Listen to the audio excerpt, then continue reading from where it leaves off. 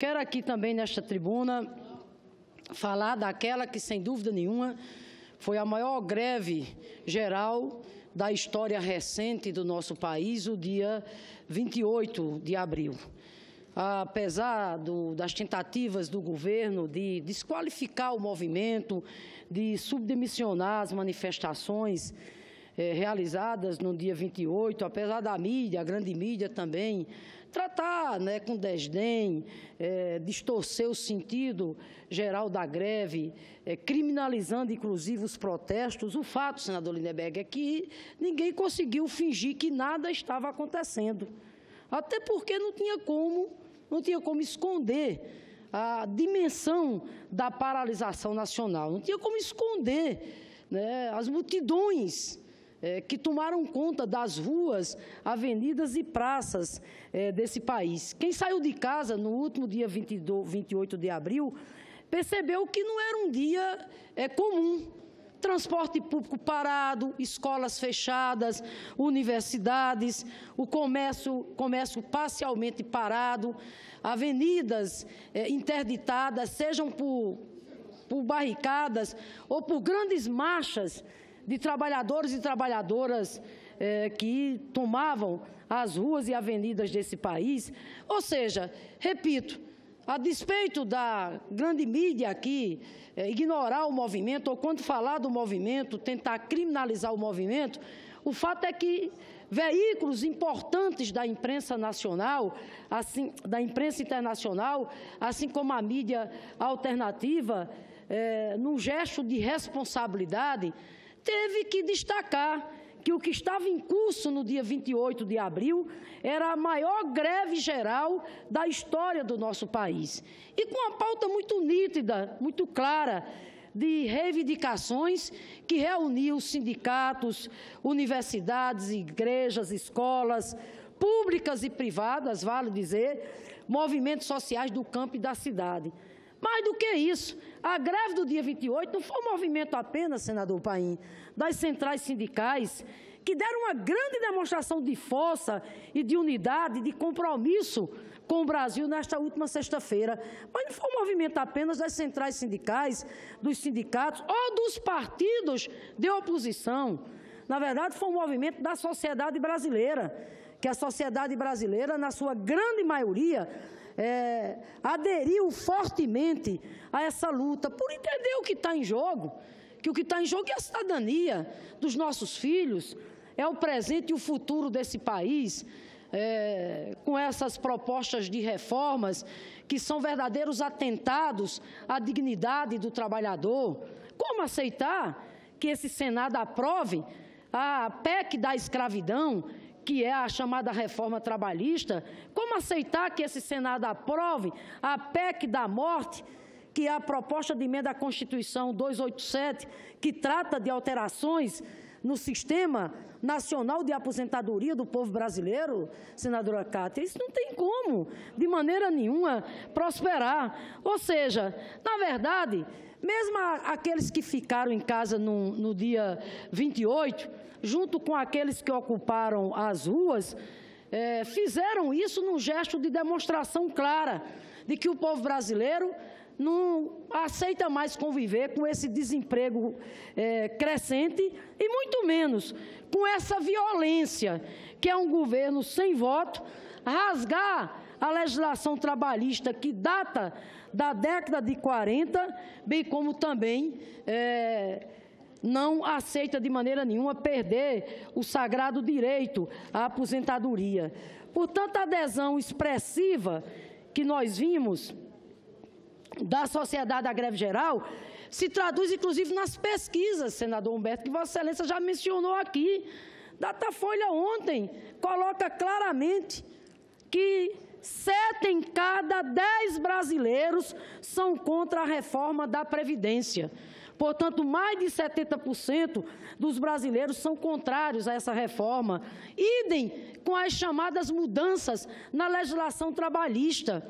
Mais de 65% são contra também as mudanças na legislação trabalhista. Então, esses dados revelam que esse governo está em fase terminal. Isso é um governo moribundo. É um governo moribundo, portanto, um governo que não tem autoridade política absolutamente nenhuma para levar adiante reformas tão radicais quanto essa.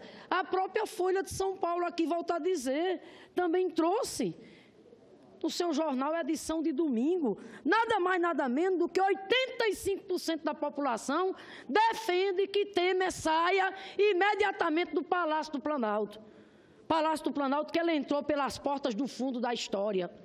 E é por essas portas do fundo da história que ele vai sair de novo.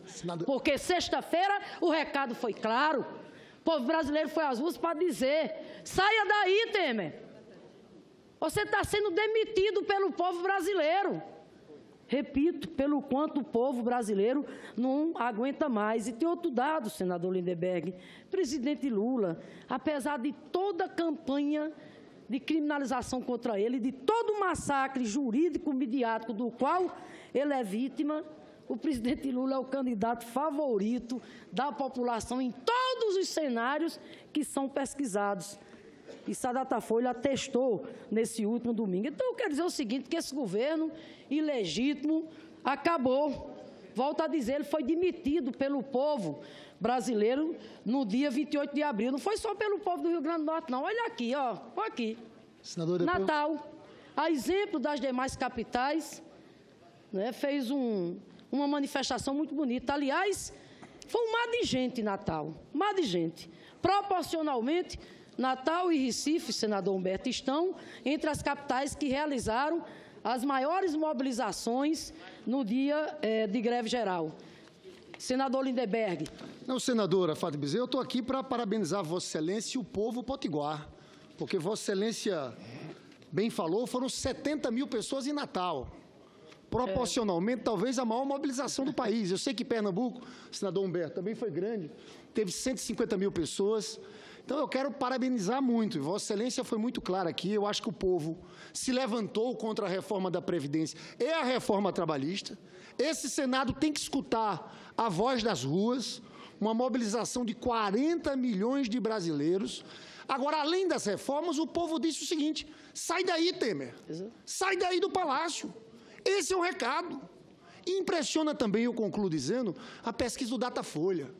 Porque depois do massacre em cima do presidente Lula, a Rede Globo está fazendo jornalismo de guerra. Ela esqueceu qualquer coisa de contraditório. A Rede Globo sempre manipulou, mas no último período, na greve geral e contra Lula, é jornalismo de guerra, de destruição. E aí o resultado da Datafolha, o Lula sobe 5 pontos. E ganha em todos os cenários. Fica com o dobro do segundo colocado, que é o Bolsonaro, que aí, me permita que, aos tucanos, eu fiz discurso durante 2 anos aqui. Vocês estão criando espaço para a extrema-direita, para o fascismo. Vocês estão indo para passeatas de verde e amarelo com quem defende intervenção militar. E foram engolidos. Então, quero parabenizar Vossa Excelência e todo o povo potiguar pela grande mobilização no dia 28. Obrigada, senador Lindenberg. E com relação à greve, volto a dizer, a pegada é exatamente essa, é mobilização crescente, até porque essa luta só vai acabar, senadora Gleisi, quando a gente pôr fim a esse governo, derrotando essas reformas e com a realização de novas eleições gerais diretas já. Esse é o mote, esse é o presente e é o futuro. Senhor presidente, peço também só mais um pouquinho da benevolência, não vou querer aqui o padrão destinado a Aécio Neves, mas o padrão que foi dado aos demais que me antecederam, para que eu faça aqui, senador Cássio, um registro também importante acerca do registro que fiz, senador Cássio, na Comissão de Educação e Cultura, quando fiz um repúdio ao decreto agora de 26 de abril, editado pelo Ministério da Educação e pela Presidência da República, um decreto, no nosso modo de ver, intempestivo, inadequado, autoritário, que modifica todo o processo de construção da Conferência Nacional de Educação,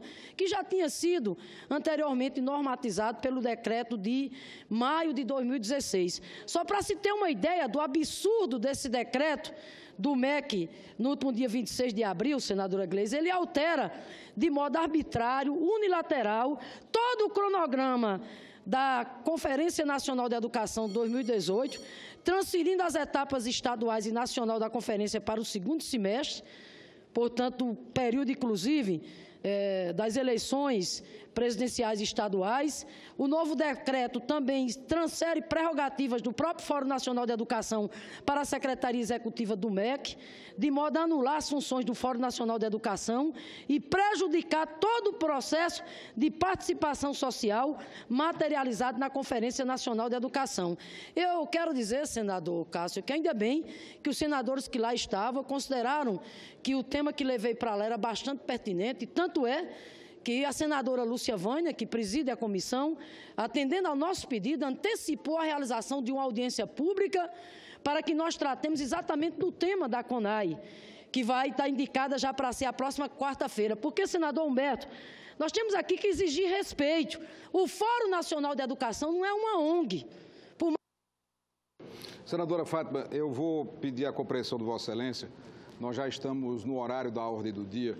Apesar da injustiça que Vossa Excelência faz com este modesto presidente, que durante todas as sessões que presidi, procurei ser absolutamente equilibrado na distribuição do tempo, parcimonioso com todos que ocupam a tribuna, independente da orientação e da cor partidária. Não foi com Vossa Excelência, não, mais um senador. minuto para Vossa Excelência terminar o seu pronunciamento e, em seguida, estaremos dando início à ordem do dia. Só para esclarecer que não foi com Vossa Excelência, não, senador Cássio, é porque ele tinha se referido ao senador Requião, que tinha falado sobre isso.